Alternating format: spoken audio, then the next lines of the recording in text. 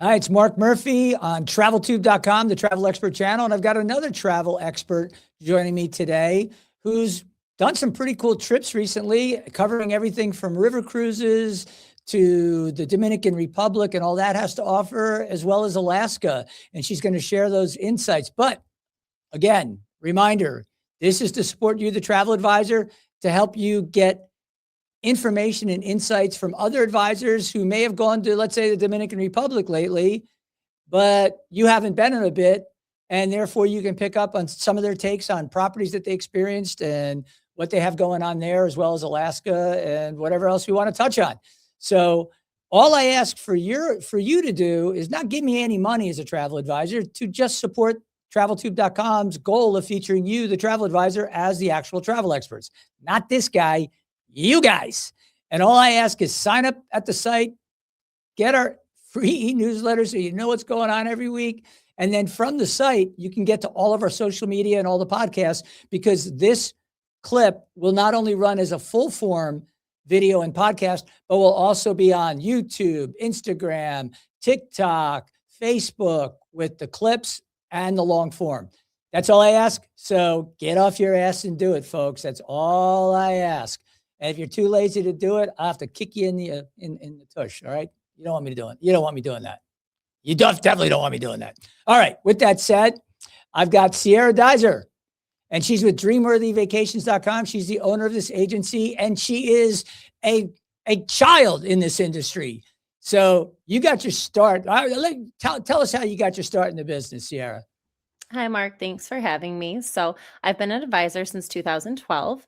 It is the same year that I graduated from college, and happened to kind of stumble upon the opportunity, decided to try it out while I was applying for graduate programs, and just simply never looked back. I fell in love with the industry and have been quite successful ever since. Yeah, it looks like it. You have a beautiful website that I'm going to share with everybody right now, so you know where to go to get more information about this young lady and all she is doing. And it's crazy. I call you a young lady because I remember going to the doctor with my daughter when she was a little infant. She might have been 6 months old, and the doctor was younger than me. And I was like, oh, don't you have recess? Like, what are you doing here? Like, and then I had a problem with my knee, and I was like, yeah, so I'm running. I have these issues with my knee. I've had a couple surgeries. And she's like, and I said, do you know anything about knees? And she's like, I'm a doctor. Of course I know about knees. I was like, oh, okay. All right. And I looked at her and I thought, how is she even old enough to be a doctor? But now I'm a lot older. My daughter's 27. So you can imagine how I feel when I go to the doctor today. It's crazy. But congratulations for taking a jump into something that a lot of people kind of come to as a second career after they've done a core career. You read an article, you jumped in. Yeah. What was that like that first year? A lot of uncertainty.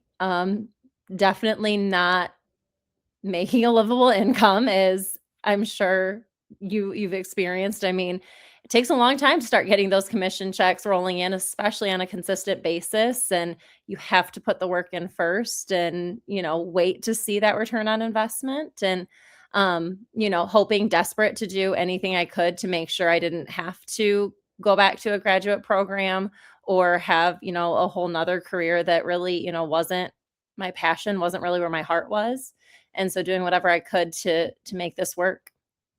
Now, when did you kind of hit the tipping point where you felt like, now I'm in the flow. Now I've got a base of business. Now this is a real career. This is something I'm going to stick with long term. What was that time frame like? I probably had to work part-time in the medical field for, I would say, 2 to 3 years after I started before I was able to quit and go full-time in travel. And I've been full-time in travel since probably early mid 2015. That's amazing. And you did it kind of coming out of the great financial crisis. What was that like? Were people a little tight with the money at that point? Or did you feel like you had people that were, hey, they're willing to go, but they're like, you're this young kid. What could you possibly know about travel? I'm 50 years old. I've been to 20 countries or whatever. Did you run into those types of objections? I mean, certainly there's always objections. I mean, I had had extensive travel experience myself. By the time I graduated from college, I had been to China, Europe, Australia, as well as the majority of the country. I'd done Hawaii numerous times with my family, Mexico, all of that. And so I was confident in what I was doing and what I was selling, the experience that I had, the knowledge that I had. And so, I was being able to convey that. And, obviously when you're new and starting out, you don't turn away a lot of business. So if it was, a small Royal Caribbean cruise, sure, I'll help with that, a weekend getaway, and, really trying to establish myself and my name. Got it. And so recently, you returned from a trip. For those who are watching this that aren't travel agents, it's called a FAM trip or familiarization trip. And you went to the Dominican Republic. I did. Talk about that trip and what you were able to experience on it. So we actually created our own fam trip. It was not hosted by a supplier. We did it for our advisors and our agents. And so we opened it up to anyone in our agency who, needed the experience, wanted to go. We had several advisors who had not been out of the country even, much less to an all-inclusive property. So we did 7 resorts in 2 full days. We had a 3-night stay, but we had 2 full days in destination. So I arranged all the site inspections, had meals hosted on the properties so that we could truly be there, see the rooms, see the pools, see the beach, try the food, try the drinks, and get that immersive destination experience that you can't get on the internet. Exactly. And you can't trust TripAdvisor, folks. And the reason you can't trust TripAdvisor, because I'll just give you my personal experience. I stayed at a hotel in the Cancun hotel zone. They claimed on TripAdvisor it was a 5-star resort. At best, it was a 2+ star resort, cracked concrete. The food was terrible. And then you go to the front desk and you see, oh, they're giving away coupons for free upgraded meals if you write a review on TripAdvisor and if they like the review. And there's also places that will contract out and have random people. We call them bots, on X and different websites. They would go on and they would create these fake reviews. And in some cases, dastardly as some were, they would create reviews that were negative on their competitors. So this is where a travel advisor goes down and visits properties. Now, out of the 7 properties you visited, do you remember all of them off the top of your head? I don't want to put you on the spot, but can you at least talk about a couple of them and what your takeaway was? Yeah, so we did Dreams Cap Cana, Secrets Cap Cana, Hyatt Zilara, Hyatt Ziva, Secrets Royal Beach, Dreams Royal Beach, and That's pretty good one right off more. the top of your head. And one more. All right, that's okay. That's okay. I'm sure it was a great property. Yeah. And so what was your take? Like, take the new Hyatt Ziva and Zilaras that are there. I saw the construction when Mhm. I was there last. I haven't been in a few years, and they've been open for a few years. Describe those properties and the right clientele for them based on your experience. Yes, I mean, Cap Cana is a beautiful area, big, beautiful, wide beaches, gated community, and not too far from the airport. So, I mean, some of those resorts you can easily be in the car an hour to get to some of the properties. So Cap Cana's like 15, 20 minutes, not a bad drive at all. And I feel like the Ziva and Zilara properties in Riviera Maya get a lot of attention and feedback, but I don't feel like Cap Cana properties are talked about as much in their portfolio, but they were beautiful. They are right next door, so the adults have access to both sides, which is great. So many dining options. They have a phenomenal speakeasy experience. Highly recommend that. There is a small upcharge for it, even if you're a guest there, but certainly well worth the investment for that. Lots of dining, lots of entertainment, very immersive themed restaurants, which I thought was amazing.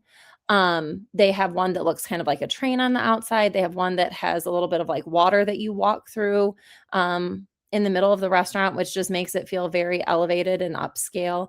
And the rooms are really spacious, and even their intro level view is not a bad view at all. They, call it like their garden view or their standard view. It's really of the property because the back of the resort, the road, they don't have rooms facing that direction at all, which is amazing. Oh, that's interesting. I didn't realize that. So you're going to get a decent view no matter what room you book. Yeah, And and Zilara has a huge water park, and right, guests on both sides certainly have access to that as well. got it. So is the Zilara that has the big water park? Is that for the adult side or? Oh no, Ziva, right? Ziva. Ziva has it, but Zilara has access to it. Got it. And it's part of the Hyatt All Inclusive collection. It is. We've done some video content for those folks over the years, back when I owned my old company. So if you're familiar with travelpulse.com, that was one of the brands we created back in the day. And now the other guys own it. So God bless them. But I Like got no star. traveltube.com. So we're all about video because we think that hearing these long form interviews really helps other advisors get insights. So in addition to Ziva and Zalara, well, let me stick with Ziva and Zalara. Give me the demographic that you think fits best at, let's say, the Zalara property for adults. So, I mean, you really could make it a wide variety. It would be great for a honeymooner. It's such a wide, expansive beach. But I could also see older couples just looking for a quiet, relaxing getaway. They do have, the nightlife if you're looking for that. But the pool, although they have music, it wasn't a crazy party. One of the pools is quieter than the other. So you can really kind of make it the experience that you're looking for out of your vacation. Got it. And then as far as the other side, where it's kids and families. Now, obviously, families are restricted because of school. So I'm assuming, you get hit with the cost when you're going over Christmas, you're going over holidays, you're going over summer.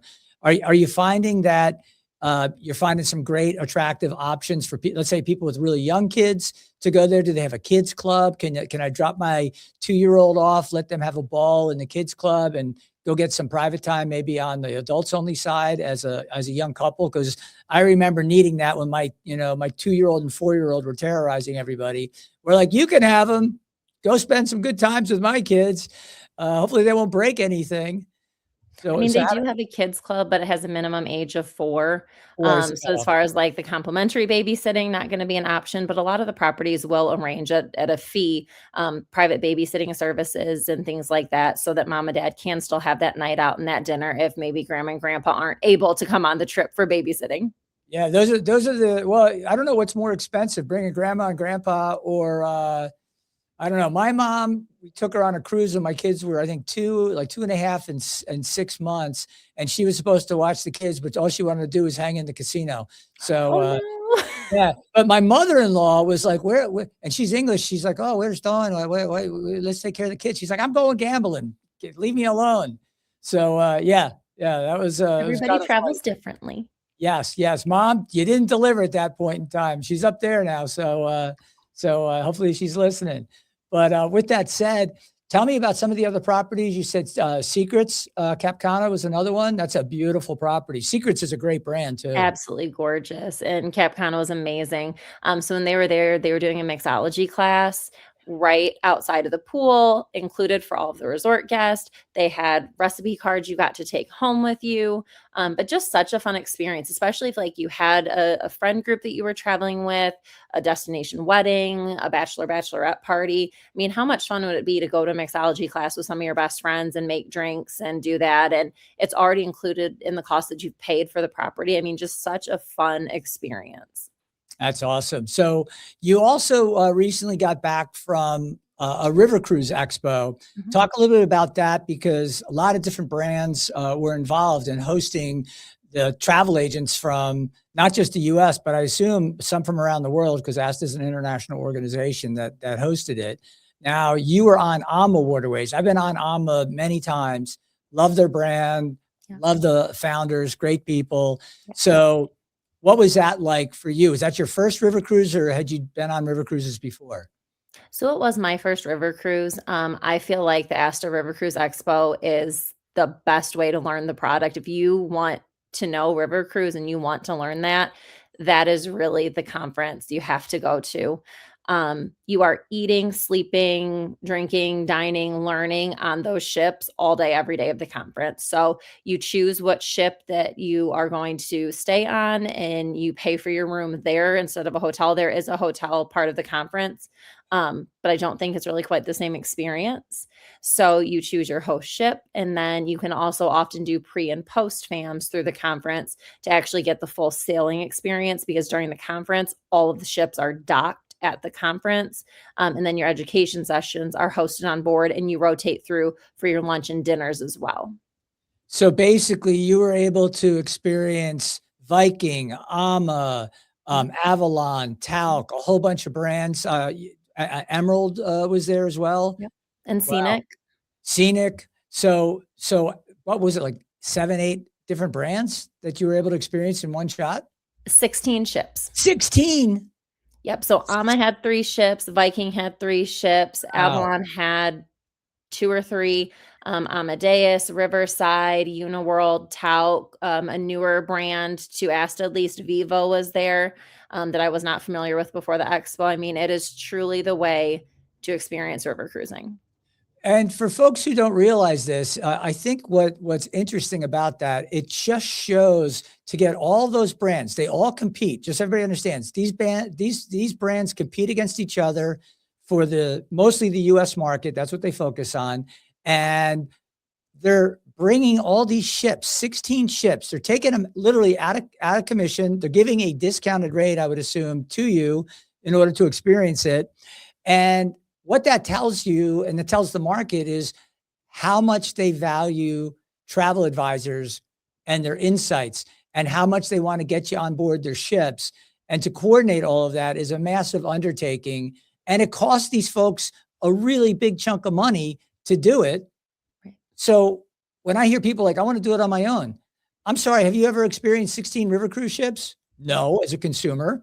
Even somebody who's been on river cruises as much as I have, and I've been on numerous river cruises, I am nowhere near that number. And the best thing I ever was able to do was when we would tie up. And if you people don't know this, on the rivers, many times you tie up and you might be the third ship and you walk through the next closest ship and then the next closest ship, and then you disembark in Vienna or wherever you happen to be.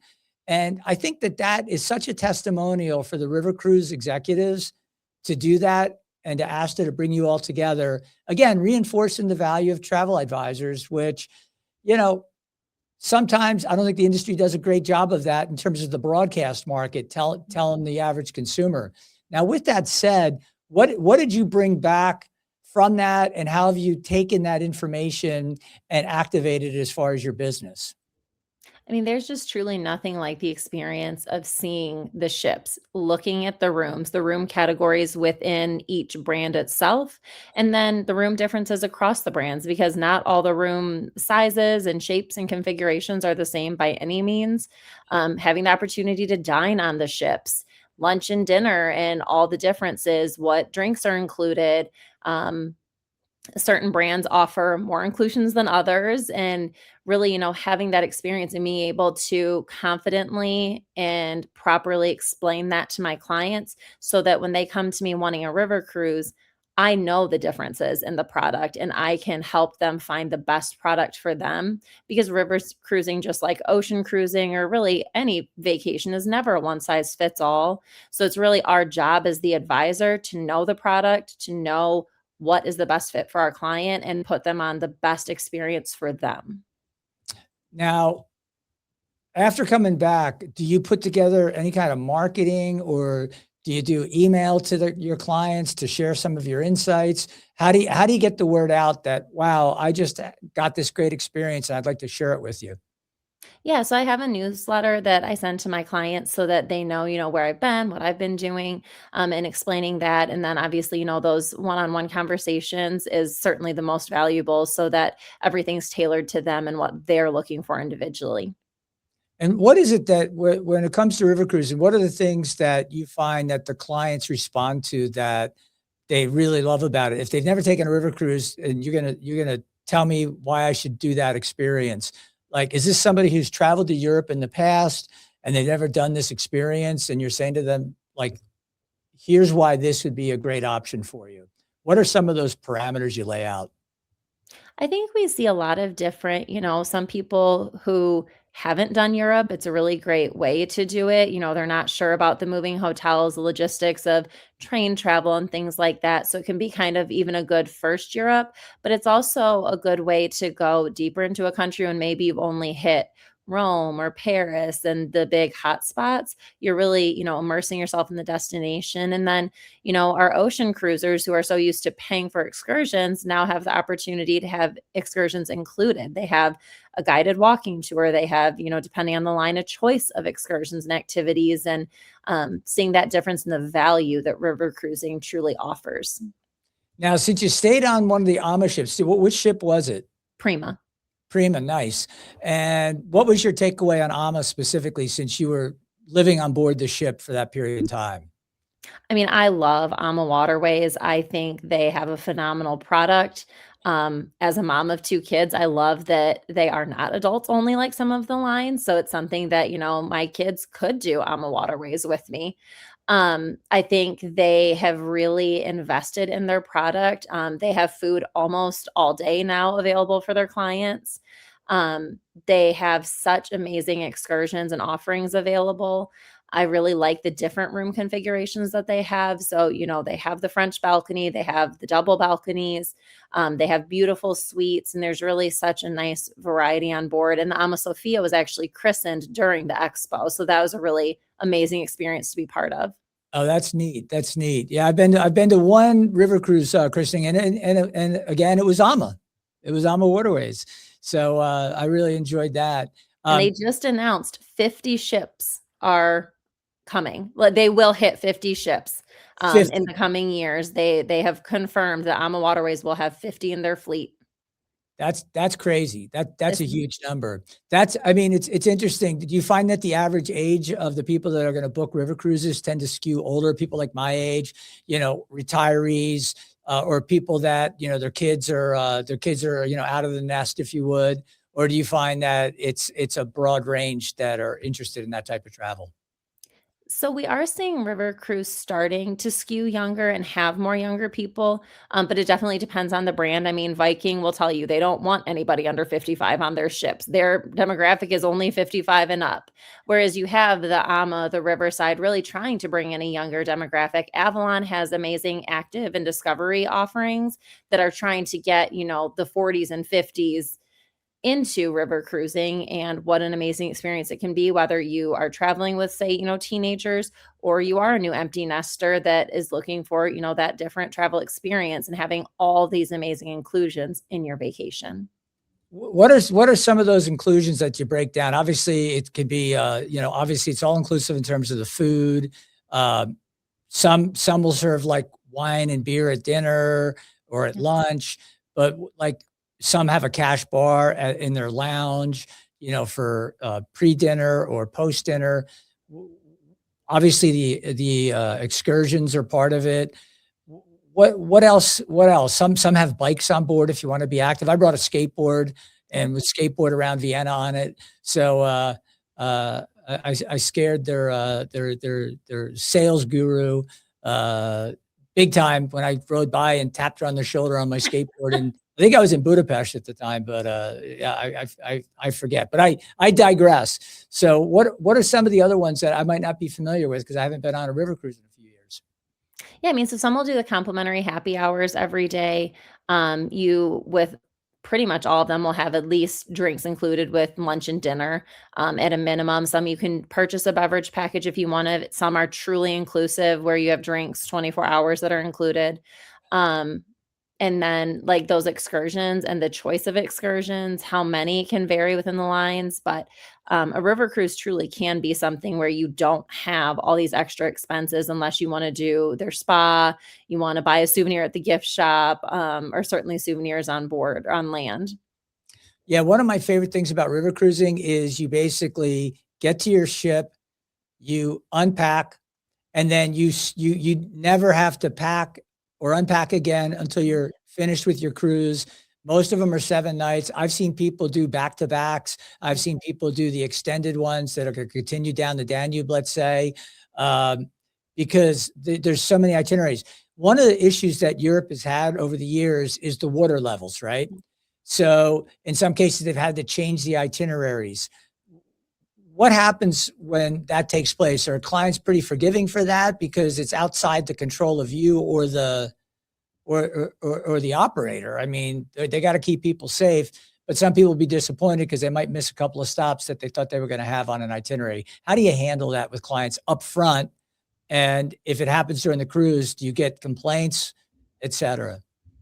Yeah, I mean, I think it's certainly a conversation you should always be having because it is always unfortunately a possibility. But I think that's where we also see in our supplier partners who are stepping up to do their best to accommodate, whether it's giving the clients a choice of how they want to handle. Canceling, rebooking travel insurance can be invaluable in these situations when things don't go as planned as we've seen over the last how many years.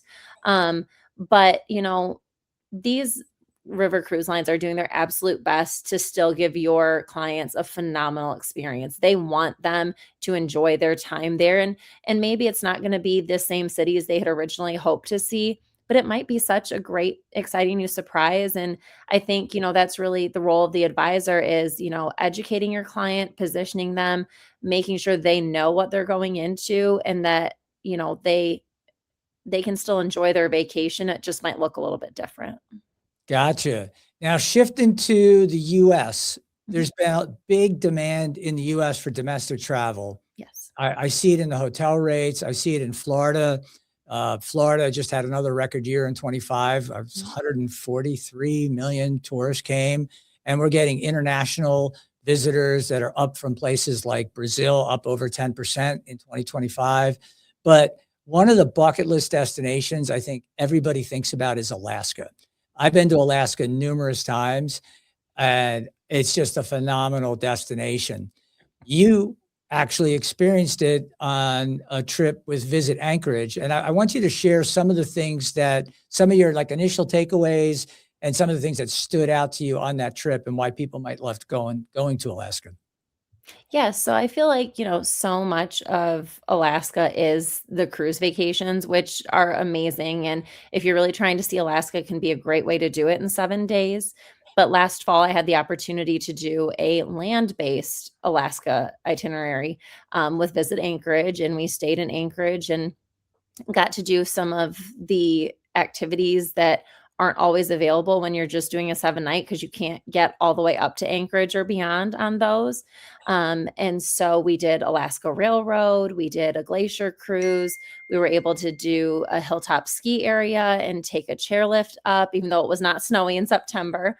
But the views were just incredible. And I think it really, reminded me of the importance of talking about cruise tours with my clients and how, you can still get the cruise experience, but if there's any way to add some time on land, there's such value in that experience. And it's just a whole nother level to truly experiencing Alaska and all of the beauty and amazing experiences that it has to offer.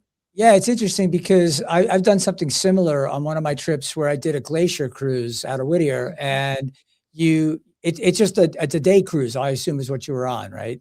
Yep. And you get pretty close to the glaciers. You watch them calving, and you're just like, "Wow, this is crazy," right? Because you hear like a boom, and all of a sudden you're watching the sheet of ice fall down, and then you see these kayakers way up there by that sheet of ice, and you're like, "Dude, don't become you know, part of the glacier." But you're Right. safe. You're hanging back. What company did you take to do that 1 day cruise?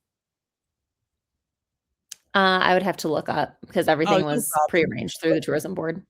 What was that experience like? So when you were on that ship and you were seeing these glaciers up front, was that something you've ever experienced in all of your travels beforehand? No, it was simply amazing. I mean, seeing them and their captains are so great about positioning the ships for you to see, when the glaciers are gonna calf and, just the colors, the water, I mean, it's phenomenal. The weather was not great. It rained most of our day, but you're inside, you can run out on the deck and see and take it in. I mean, it is just truly unlike so much of the world. Well, it's interesting you say that, excuse me, because people don't realize that when you're traveling in that part of Alaska, it's basically a rainforest. And they don't realize that you can go in August and it could rain 7 days. Yep. So you need to be prepared and the temperature swings, et cetera. Yep. But like to your point, the natural beauty doesn't change. Right. Even if it's raining, it's especially the colors of the glacier, that aqua blue, It's really, really an awesome experience. Now, do you have any other things scheduled in the months ahead that you're excited about that'll be new for you? I'm going to GTM Flagship Elite in July. And where's that going to be this year? It's still at the Diplomat in Hollywood. Oh, okay. Yeah, right down the street from me. I'm in Fort Lauderdale, not far away. And what are the dates for that? You said July? July 9th through the 12th. Now, what's different about that versus an average trade show? So it is invitation only. It is for $1 million agents and up. So it's certainly an elevated level all the way around for both suppliers and advisors.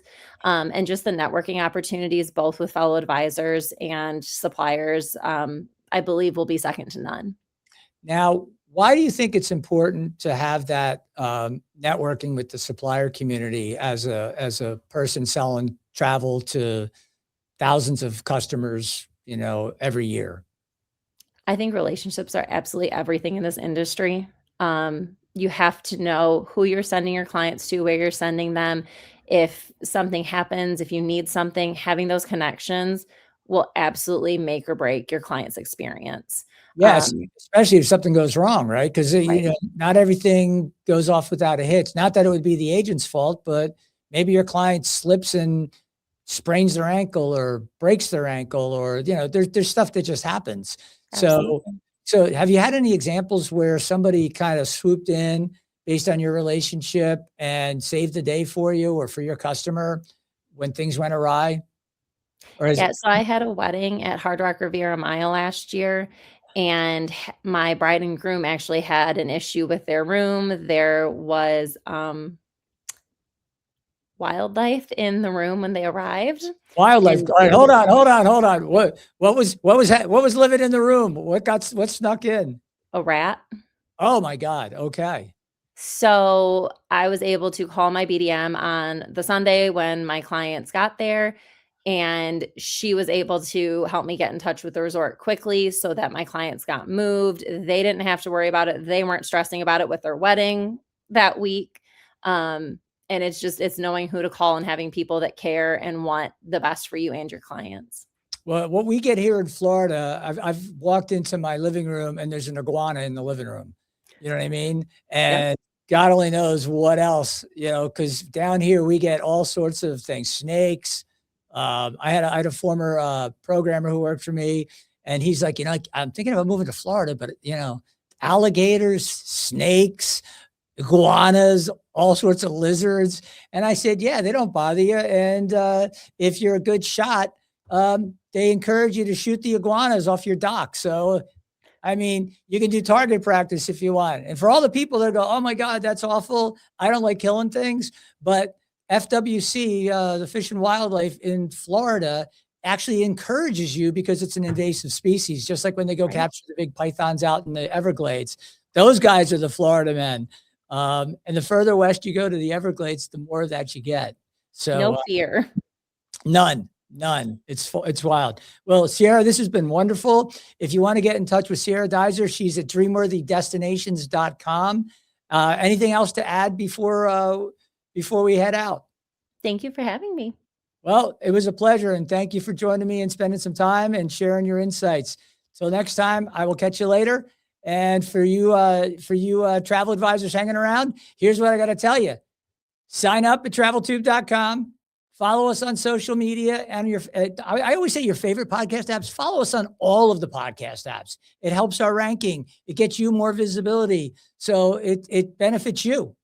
I mean, of course, it benefits us because we're building a brand here, but at the same time, you are the travel experts, and this is the Travel Expert Channel. Till next time, I'm Mark Murphy. I appreciate you listening. And if you want to be featured on traveltube.com, doesn't cost you anything as a travel advisor, please send me an email, mark@traveltube.com, or just fill out our form on traveltube.com. Till next time, I'll catch you later.